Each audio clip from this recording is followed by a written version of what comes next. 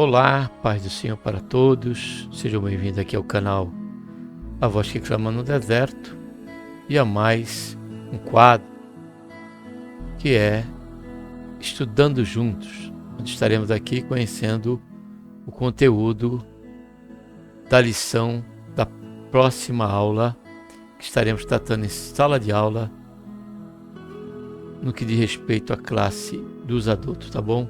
Então vamos para o vídeo. Uma boa aula para todos, tá bom? Que Deus, por intermédio de Cristo Jesus, nosso Senhor, nos abençoe, tá bom? Vamos para o vídeo.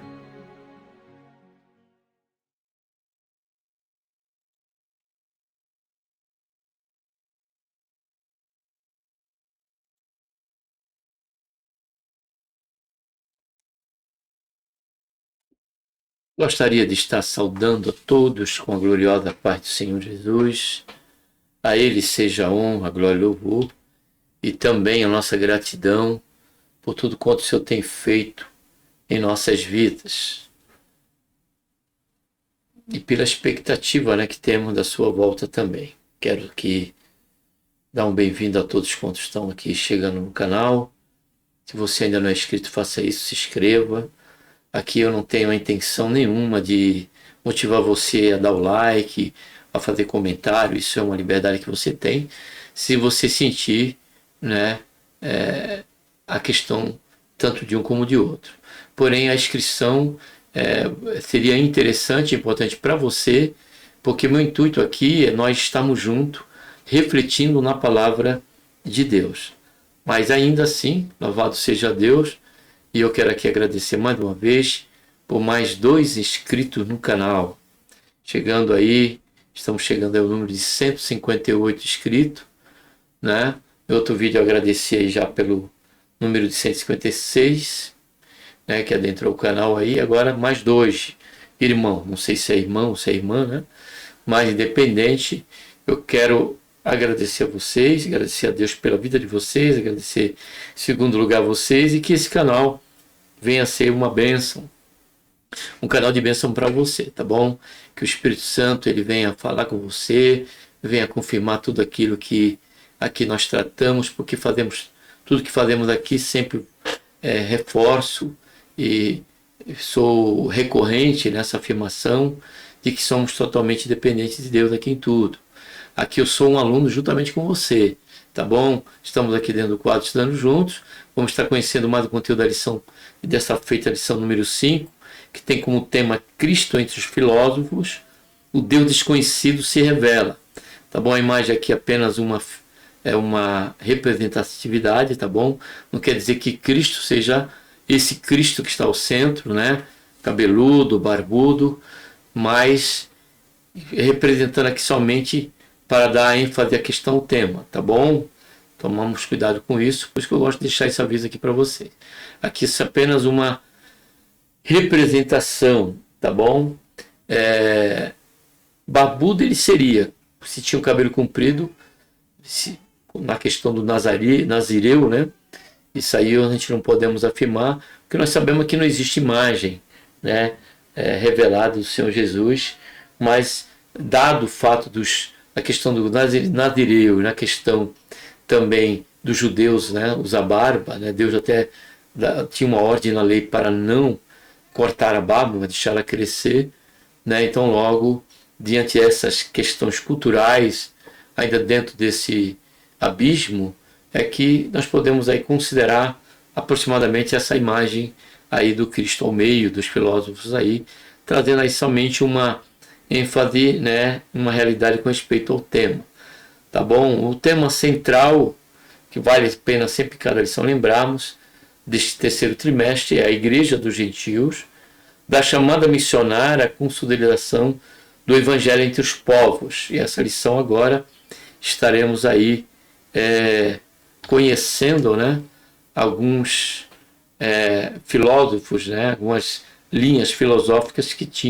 fazia parte aí do meio, né, do tempo e da cultura de então, principalmente no âmbito do campo missionário, né, evangelístico do apóstolo Paulo e a sua comissão evangelística.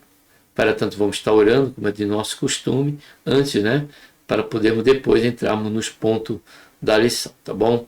Pai, em nome do Senhor Jesus, nos colocamos, Senhor, na tua santa, gloriosa presença.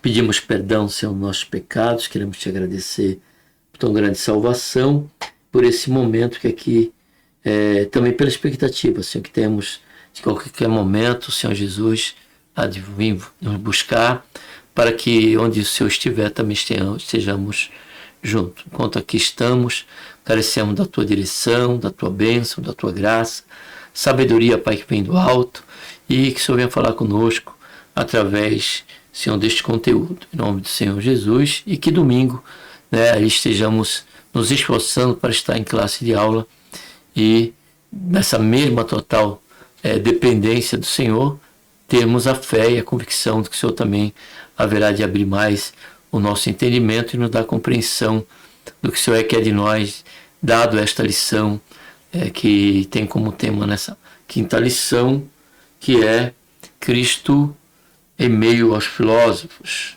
né? O Deus desconhecido se revela. Faz isso, Pai, durante esse período, tanto agora como no domingo, em classe de aula. É o que nós pedimos, já te agradecemos por tudo. Em nome do Senhor Jesus. Amém.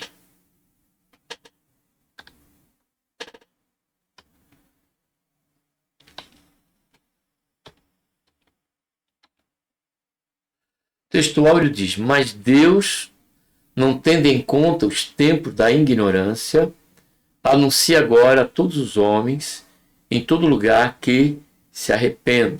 Observe que o texto áureo, né, já abrange a questão do tema central desse terceiro trimestre, que é a questão da igreja dos gentios. Justamente a finalidade e o ide do Senhor Jesus foi justamente para que todos tenham acesso, né, a uma única fé, um único Senhor, um só batismo. E para tanto, Deus, diante desse tempo, desse momento, dado o fato da proliferação de crenças, né, muitas até se dizendo cristão, mas tem algo, um secretismo, né, em meio à fé que confessam o nome do Senhor Jesus, mas crê em imagens de escultura, confessa o nome de Deus, mas crê, né, em superstições e por aí adiante. Porém, ainda que haja, e é uma evidência, um fato, tudo isso, né, a palavra de Deus, através do apóstolo Paulo, ali falando diante dos filósofos, ele diz que Deus, né, não tendo em conta o tempo da ignorância. Então, a ignorância é o fator dessa miscelância de crença, né, dado, né, em meio aos gentios. Porém, o Senhor, né, não tendo, ele anuncia, agora chegou o momento, este agora, aqui, é o Kairós de Deus, a porta da oportunidade, para que todos, né, à luz das Escrituras e do Evangelho de nosso Senhor Jesus Cristo, venham colocar essa lente sobre a sua compreensão e sobre a sua crença de fé. Se ela se encaixar, se ela estiver aos moldes, por certo você está sob o centro da vontade de Deus. Fora disso, cabe a cada um de nós tomarmos essa decisão. E qual é essa decisão? O que o versículo bíblico, no seu final, nos convida. E é um convite divino, não é humano nem institucional, mas é um convite de Deus, que em todo lugar, olha só, em todo lugar, que se arrependa. Então, amados, precisamos compreender isso, que em cada lugar, né, prevalece um tipo de crença, né? Paulo estava aí em Atenas, observe bem, um local, né, cujo era considerado no momento, naquela contemporaneidade, né, um local, né, um lugar em que a cultura era privilegiada, a cultura ela tinha sua importância. Então a curiosidade dentro dessa busca do conhecimento era grande, e ali foi uma porta aberta em que Paulo usou, né, por conta desse interesse em ali levar esse conhecimento que não abrange somente, né, e traz consigo, né, um resultado, um fruto para a questão da vida diária, mas uma convicção também de uma expectativa futura e eterna. ao qual os filósofos ali, que vão estar aqui em duas linhas, né, não criam em milagre. O Deus que criam, né, estava distante, transcendente e alheio, né, ao sofrimento humano e aos episódios cotidianos da vida. Então essa era a crença ali daqueles filósofos pelos quais vamos estar aqui vendo no conteúdo. Verdade prática, então logo em todo lugar. Então fala não só daqui, mas transculturalmente.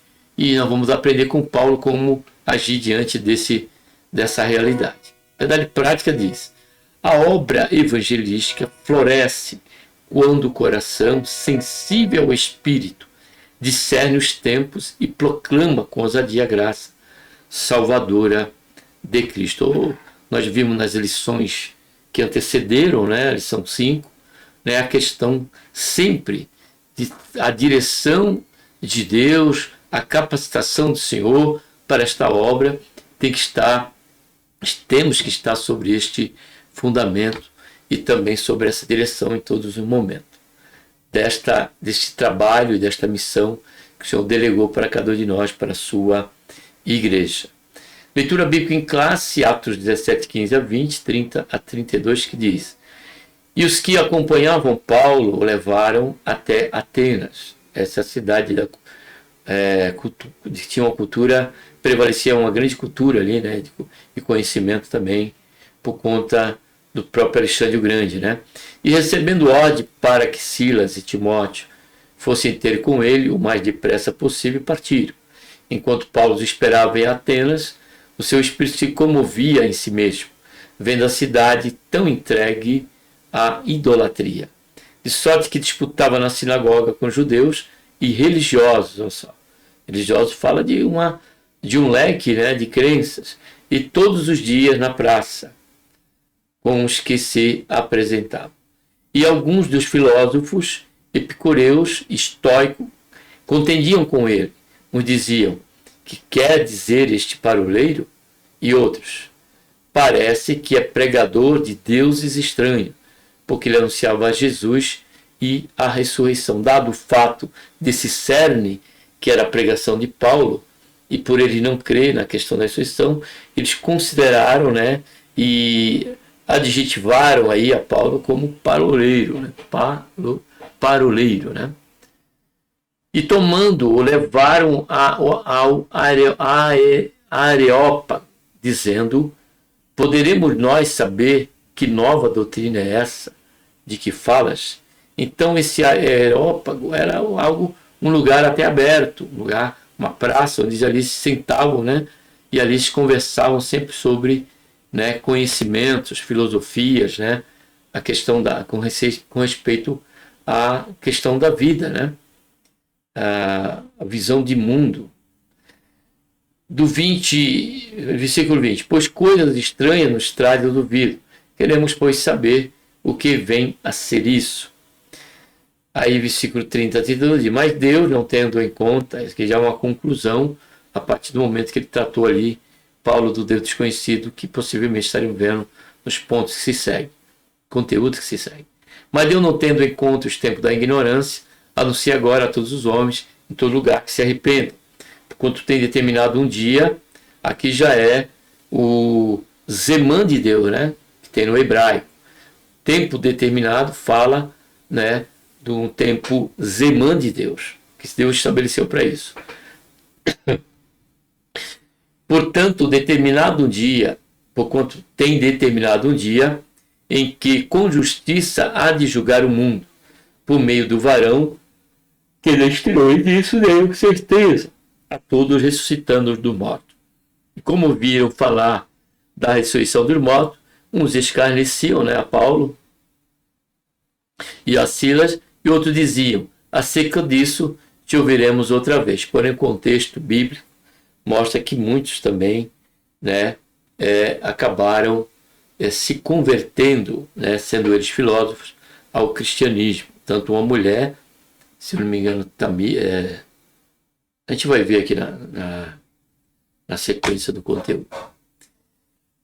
Partindo de Bereia, onde Paulo foi bem recebido e eles tiveram um conceito divino de grande valor, porque davam ouvido ao que Paulo pregava e eles confirmavam através da escritura se era aquilo mesmo que Paulo falava. Paulo chega a Atenas, célebre por sua erudição, arte e tradição filosófica. Embora ainda fosse um centro intelectual de destaque, a cidade estava tomada pela idolatria. Ao observar tantos altares, Paulo se comoveu diante de um povo culto, porém distante do Deus verdadeiro. Isso aqui já nos mostra, amados, que a questão do conhecimento para a nossa sobrevivência, isso eu falo no nível escolar e também de faculdade, né? Ele nos dá esta condição para o nosso progresso econômico e financeiro dentro do nosso campo contemporâneo, mas jamais ele pode acrescentar ou nos levar a uma compreensão de caráter espiritual.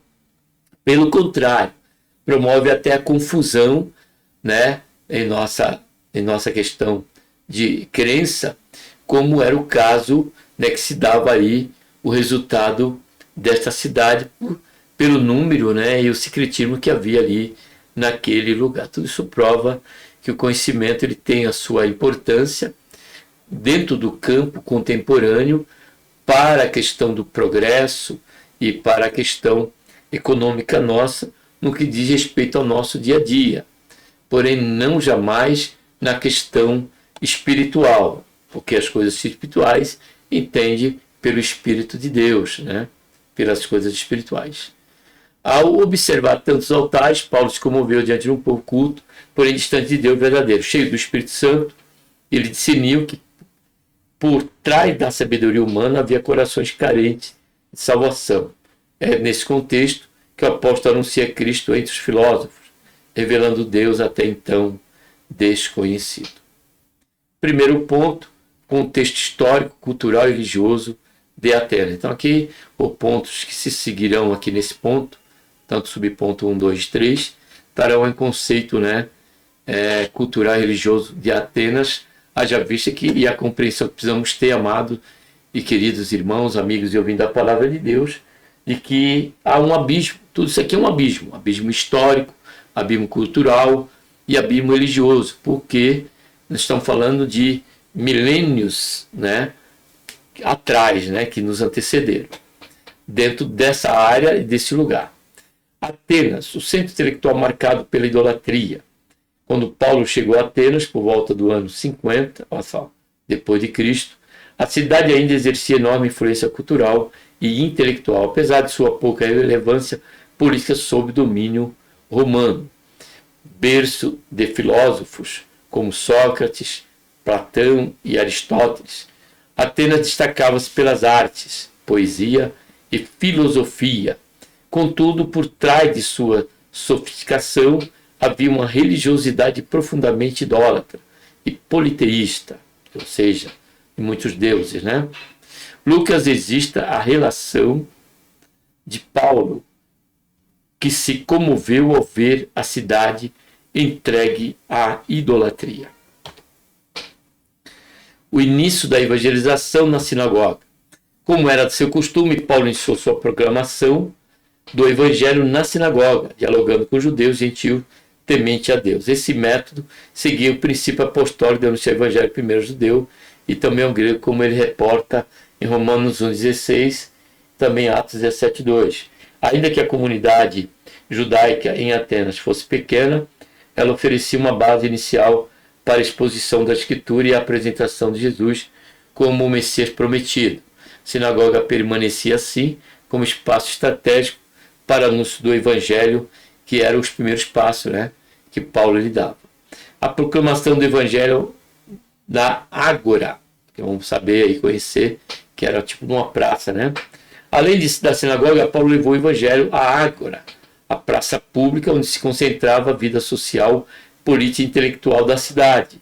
Então eles tinham costume ali, amados, onde passar o tempo olhando para a paisagem, para a criança, né? Quem sabe o filho correndo, e coisas parecidas, o movimento, né? Mas era algo muito mais além disso, né? De contemplar a paisagem, né? Mas ali eles iam com um conceito central de discutir conhecimento, né? De abranger ali sempre um diálogo em imagem e sobre a esfera de aumentar o conhecimento, o cabedal do conhecimento em todas as áreas, né? Tanto filosóficas como também na questão da vida, né? Política também, por que não, né? Então eles discutiam ali, e ali era a praça, tinha essa finalidade, esse centralismo, né? Na questão da busca de conhecimento. Ali dialogavam diariamente com gentios, filósofos interessados em ouvir alguma novidade. Olha aí.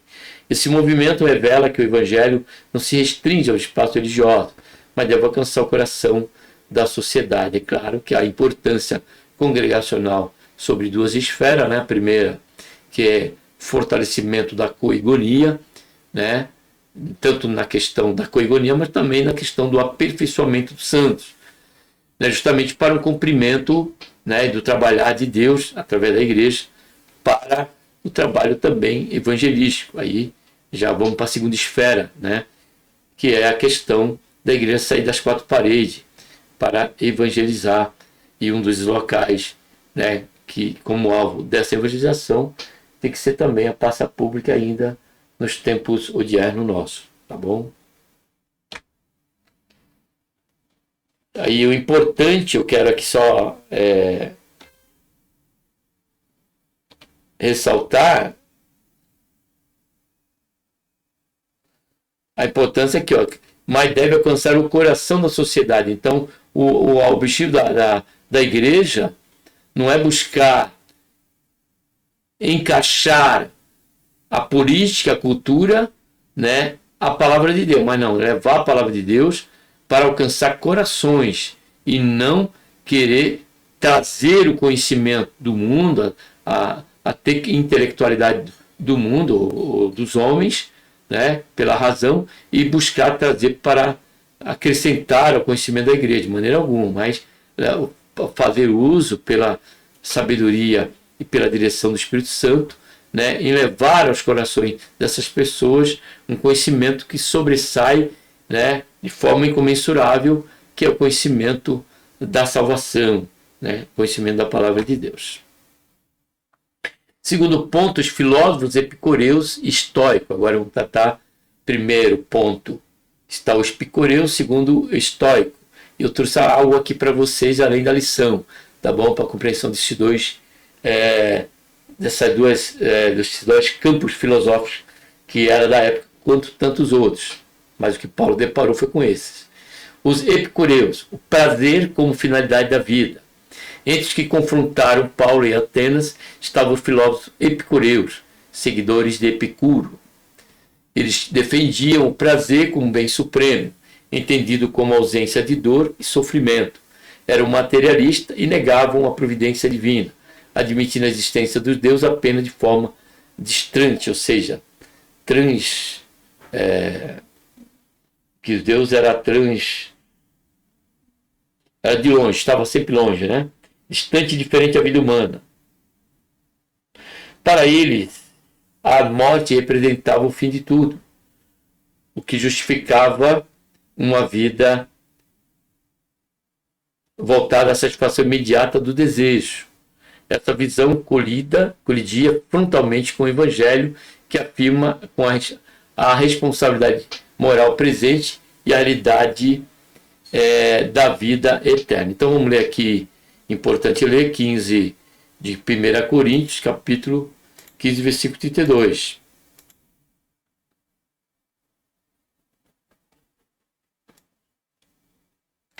A palavra do Senhor diz: se como o homem combati em Éfeso com a esfera, que me aproveita isso, se os mortos não são ressuscitados, comamos e bebamos porque amanhã morreremos. Essa é a realidade da filosofia deles. Porém, Paulo ele diz que aqueles que esperam somente nessa vida são mais miseráveis dos homens. Então, a seguir, eu vou trazer aqui quem são os epicureus. Bom, fundado por Epicuro, por volta de 307 a.C. Crença principal, buscar o prazer, mas o prazer inteligente. Então, o que é importante aqui nessa nota de conhecimento que eu trago para vocês aqui, é que quando fala de epicureus e que eles davam ênfase ao prazer como sentido real da vida, esse filósofo, ele não está tratando muitas pessoas pela ignorância, e por conta da ignorância e de falar de qualquer maneira sobre o epicureu, tratam esse prazer que ele se refere aqui como a questão do sexo, né, da libertinagem, da liberação geral com respeito à questão moral, principalmente ao sexo. Então isso aí é algo totalmente errado, porque Epicuro, esse filósofo, ele até mesmo aconselhava o não casamento, e ele não dava ênfase deste prazer na questão do sexo de maneira alguma, mas na questão de saber viver, né, e fazer até uso daquilo que se torna prazeroso com sabedoria e não de forma totalmente escruchante, né? Totalmente desprezível, de maneira alguma.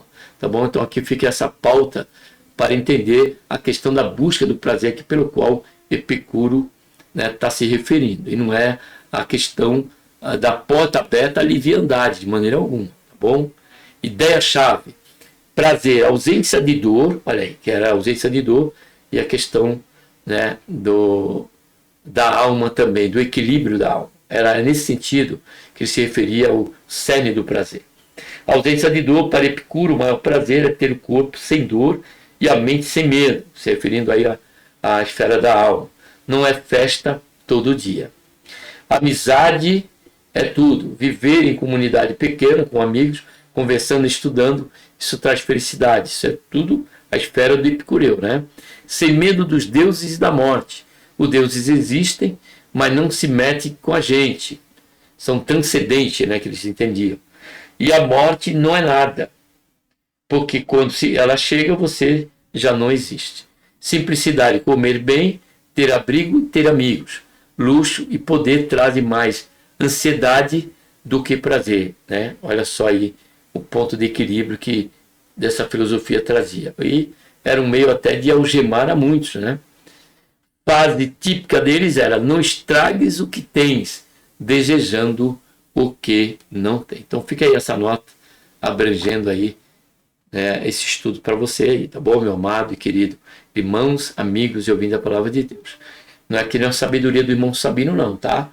Que foi a minha pesquisa e eu trouxe aí esse conteúdo para você, para acrescentar esse estudo, tá bom? Os filósofos, e não é acrescentar aos conteúdo da lição, como se faltasse algo para se completar, também não. É apenas como algo a buscarmos mais, né? Uma busca maior, tá bom? Segundo, os filósofos epicureus históricos, agora no caso, segundo subpontos históricos: razão, destino e impessoalidade divina.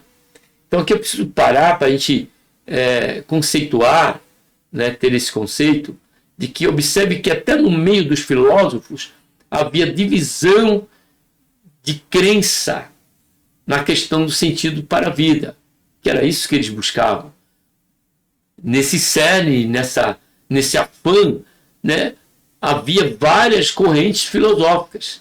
O que eu quero dizer com isso? Trouxe isso, quero comentar isso aqui. Porque para que nós tenhamos a compreensão do porquê de tantas esferas da questão da crença no campo da religiosidade, no campo espiritual. Ainda que enganoso, ainda que é um caminho que pode conduzir e vai conduzir à morte, como diz o sábio, há caminho para o homem que parece ser perfeito, mas na parte B ele diz: porém são caminhos que conduzem à morte. Então precisamos ter esse entendimento, né? Paulo, ele sentiu, né, a questão do campo ainda de um lugar que se mostrava tão intelectual, tão nessa esfera do conhecimento, porém mergulhado na idolatria.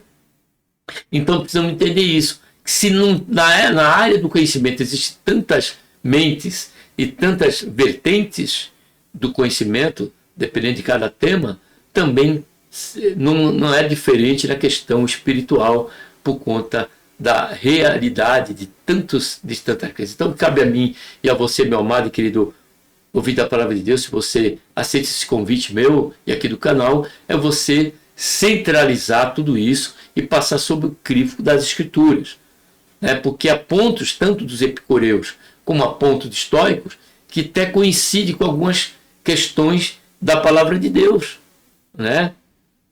Porém, ainda assim, não é a realidade. Por conta disso é que acabam algemando a muitos. Então fica esse adendo aí. Também compreendemos a questão das muitas vertentes de crença, mas que nós possamos, né, levar a palavra do Evangelho, levar a palavra da verdade para que ela prevaleça sobre o engano, e a garantia, a certeza que a Bíblia nos dá é que conhecereis a verdade e a verdade vos libertará. E onde ela está, essa verdade?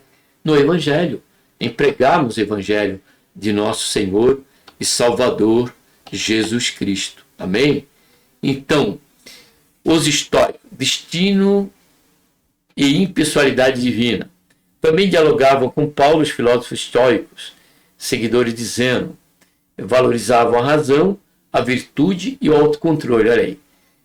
Quando fala do autocontrole estoico, tem muito a dizer sobre a temperança que o Evangelho e que é o fruto do Espírito Santo. Observe bem a questão, né? E que eles já criam que no sofrimento você poderia tirar lições, como nós pregamos, né? Que todo sofrimento tem o seu campo no que Deus quer tratar conosco e nos aperfeiçoar. Observe essa questão aí, né? E essa linha, né, perigosa dentro, né, dos conceitos filosóficos.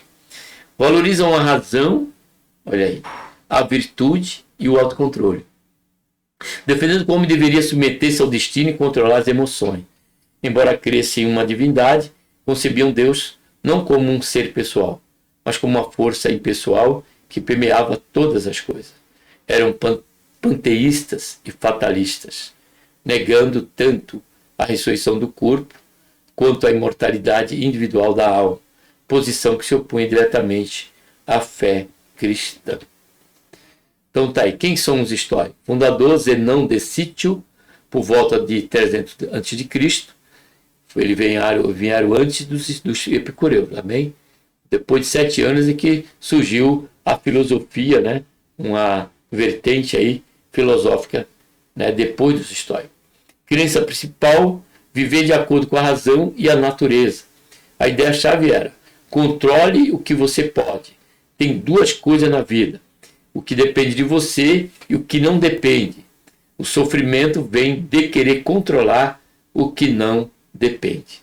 Virtude acima de tudo. As 4 virtudes são sabedoria, coragem, justiça e temperança. Se você tem virtude, você tem felicidade.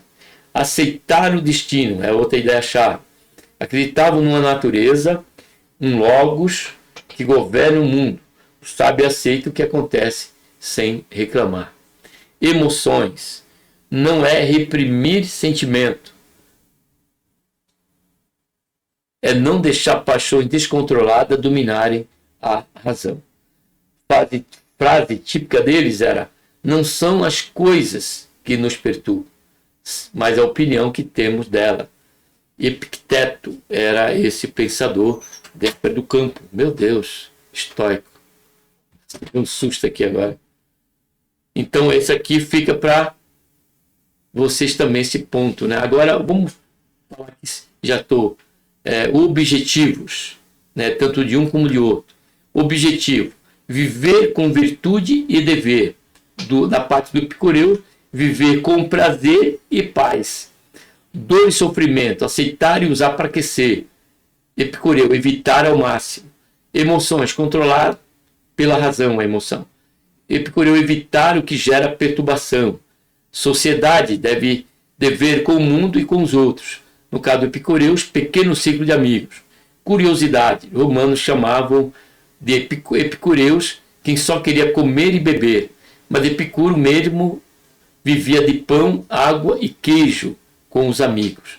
As 2 escolas queriam a mesma coisa no fundo, que consideramos como conhecido como ataraxia, né? Que é a tranquilidade da alma. só que caminho diferente para chegar lá, tá bom? Coloquei mais essa porção aqui para você que está aí, né, meu amado e querido irmãos, amigo e ouvinte da Palavra de Deus, acrescentando um pouco mais a essa questão. Amém? Em nome do Senhor Jesus, vamos prosseguir aqui para o segundo ponto. O segundo ponto diz: os filósofos epicureus e estoicos. Ainda é o terceiro subponto, né, do segundo ponto, melhor dizer. Paulo levado a Areópago. O evangelho diante da cultura. O evangelho diante da cultura. Diante das relações diversas, Paulo foi levado a Areópago, local que designava tanto a colina de Marte quanto o conselho de sábios atenienses. Alguns o desprezaram, chamando de paroleiro, enquanto outros demonstraram curiosidade diante do ensino estranho, pelo qual eles consideravam, né? Que anunciava Jesus e a ressurreição.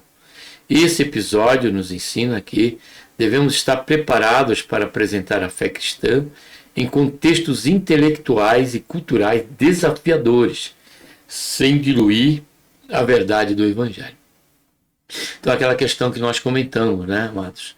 De não querer buscar somar ou encaixar a questão da cultura, a questão da filosofia, de qualquer outro tipo de conhecimento, às Escrituras, mas pregar a simplicidade do Evangelho, que Cristo veio ao mundo, Deus se fez carne, né, na pessoa do seu Filho Jesus Cristo, o Emmanuel, esteve entre nós, cumpriu a lei, morreu na cruz do Calvário, como diz a Escritura, mas também ressuscitou ao terceiro dia, como diz as Escrituras. E é nesta fé, né, que a Bíblia requer de cada um de nós, pois somente nesta fé é que teremos uma convicção, não só do cuidado, da proteção, da companhia do Senhor Jesus, de Deus entre nós, e também a certeza desta companhia prosseguir através da eternidade.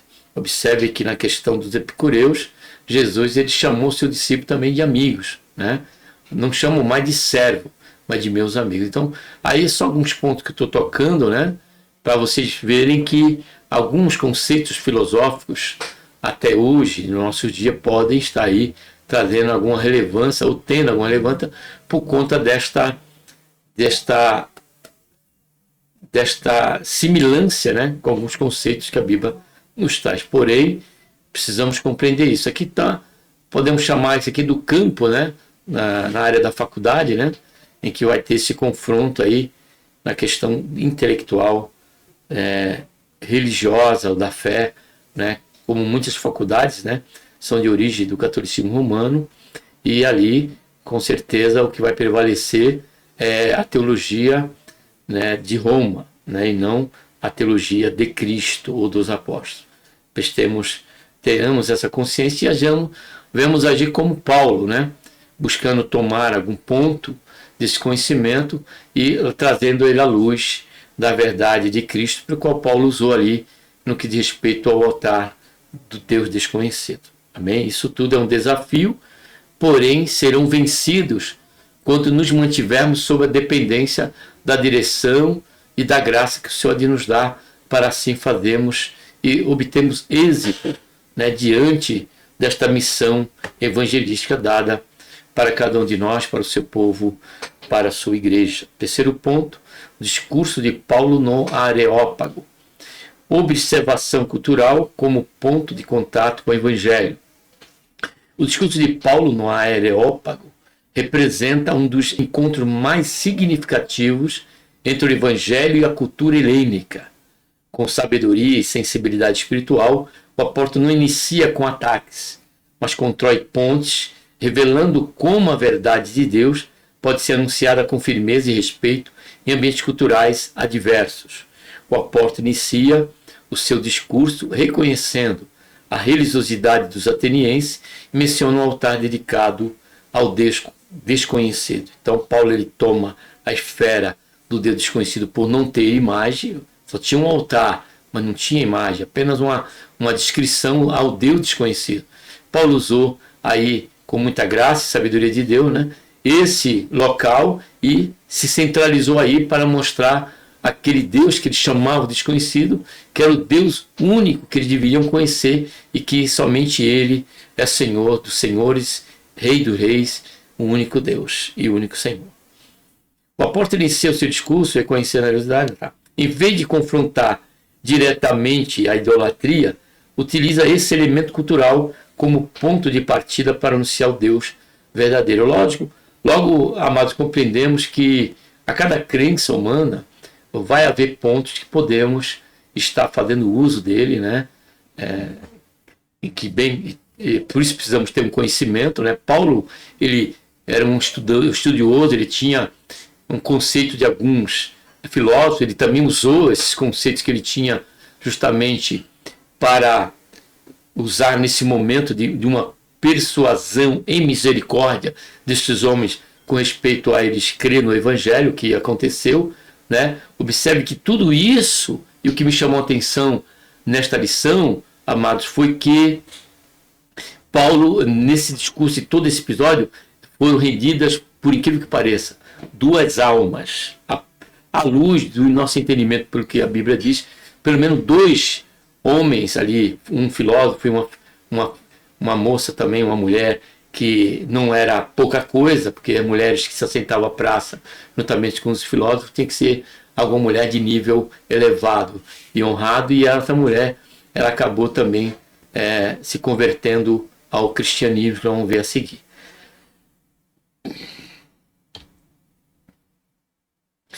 O Deus Criador, sustentador e Senhor da história. Na sequência, Paulo proclama a Deus como Criador do mundo e de tudo o que nele há, Senhor do céu e da terra, que não habita em templos feitos por mãos humanas, nem depende do serviço humano. Afirma a unidade da raça humana e a soberania divina sobre os tempos e limites das nações, revelando que o propósito de Deus é que os homens o busquem. Ao citar poetas gregos, Paulo mostra que até a cultura pagã há vestígios da verdade, o que nós comentamos anteriormente, né? Mas conclui que Deus não pode ser comparado a imagens materiais. Interessante que Paulo aqui, ele já desconstruiu a crença, tanto de um como de outro, na questão da visão de Deus.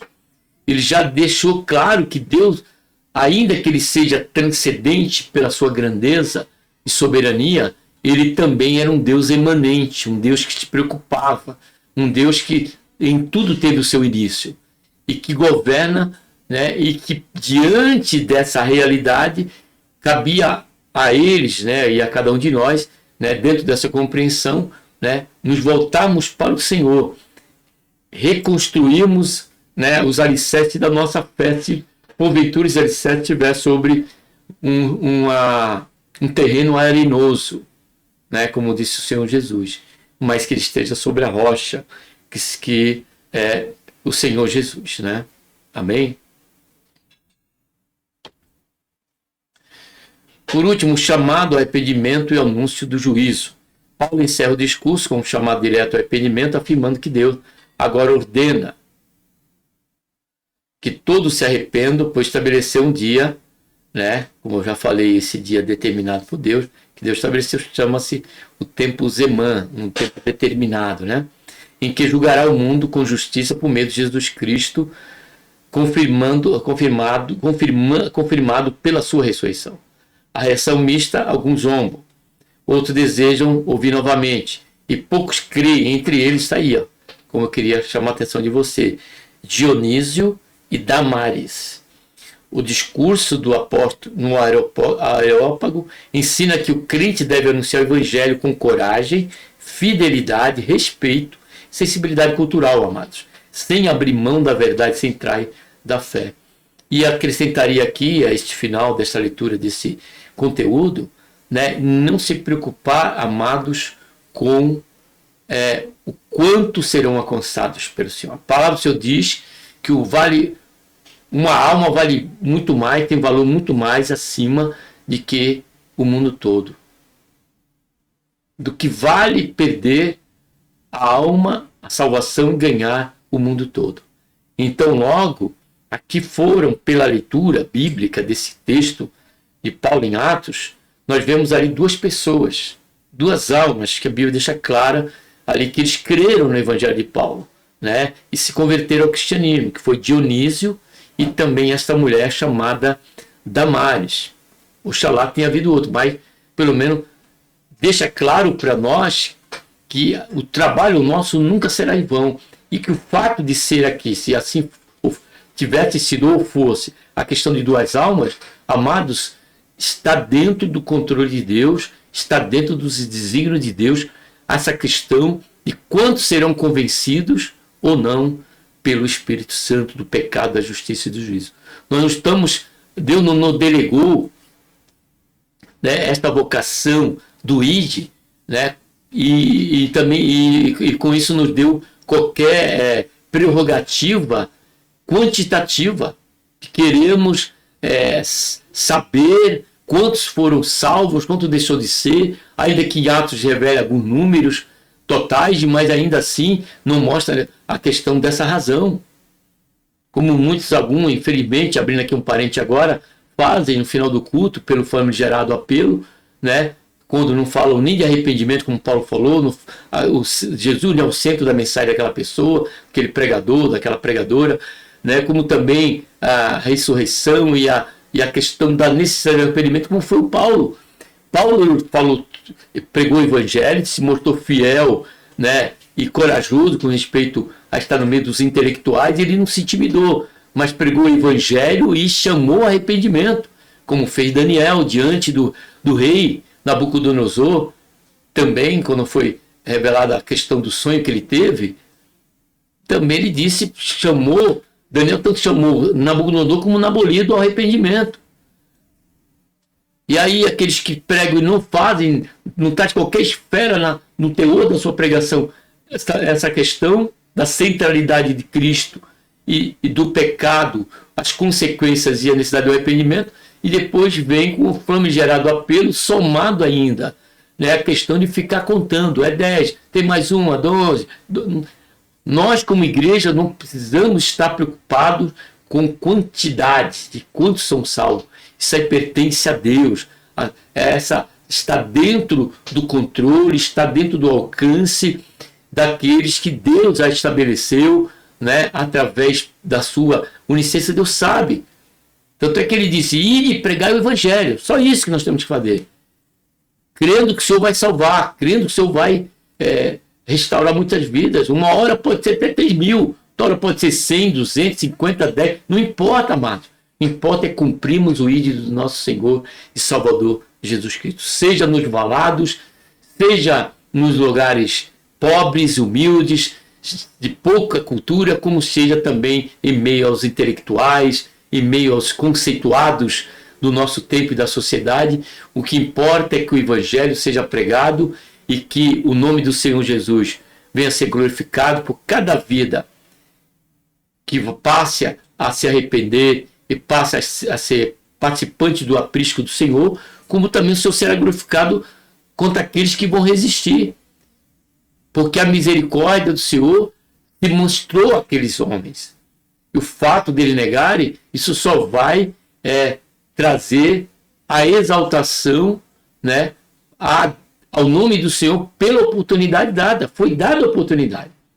Ainda que o Senhor estivesse ciente de que eles iam negar, de que eles teriam, quem sabe, até chegar, quem sabe não, o Senhor sabe até quem vai chegar ao teu fim, diante de ouvir a palavra e vai acabar sendo destinado ao inferno. Ainda dentro dessa onisciência, Deus ele está enviando.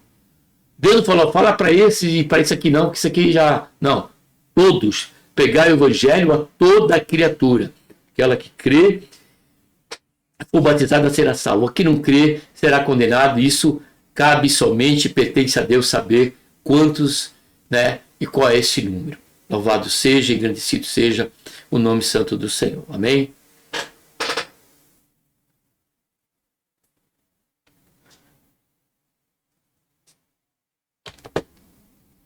Concluindo, o discurso de Paulo permanece com referência para o discurso de Paulo permanece como referência para o diálogo cristão com a cultura.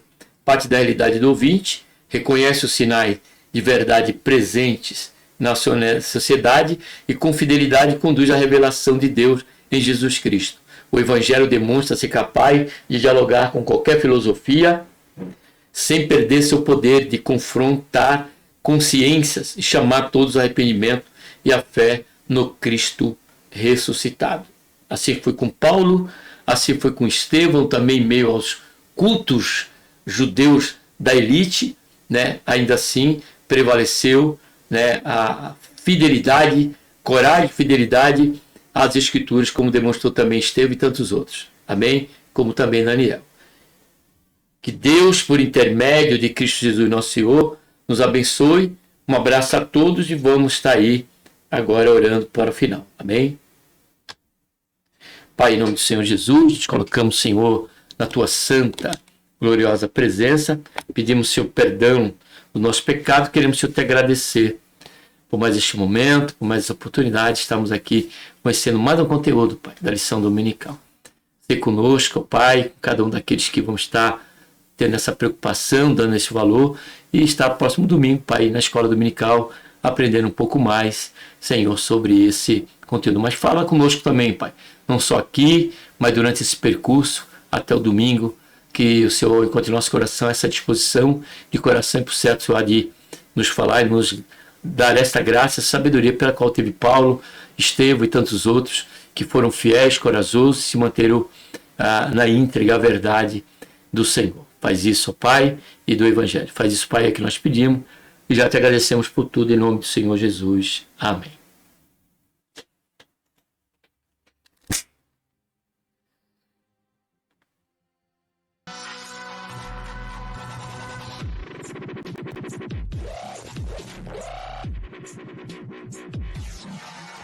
Essas sempre estão acima daquelas que fazem parte do nosso dia a dia.